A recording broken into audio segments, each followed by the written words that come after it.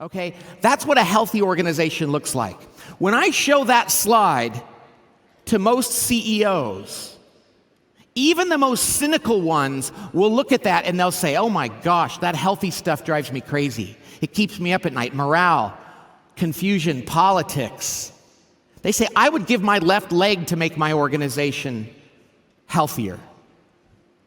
But then they look at it a little longer and they say, that's probably not very easy to measure, is it? No, it's not.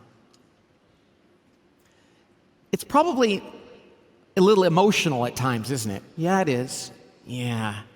I didn't learn about that in business school. I'll tell you what.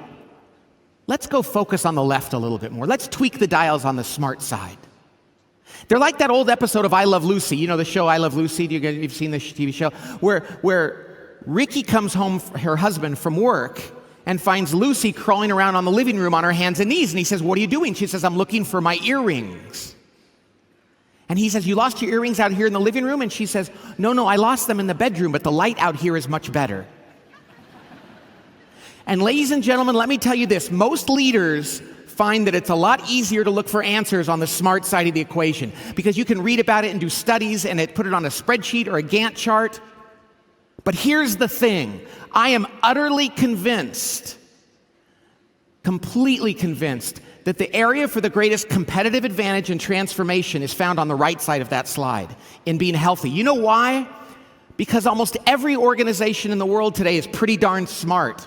Because of the internet and nanosecond technology change and ubiquitous information, everybody knows enough about how to do their work. In 20 years of doing what I do, working with CEOs and their teams, I have yet to go into a company and walk out of a meeting with the executive team thinking these people are just too dumb.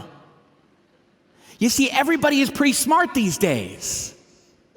However, the average company is still not very healthy. They are plagued by politics and confusion. And so what we're talking about here is the best way to differentiate a company in this era is to figure out a way how to make it healthy. That is the biggest competitive advantage, and the best companies in the world will be the ones that figure that out.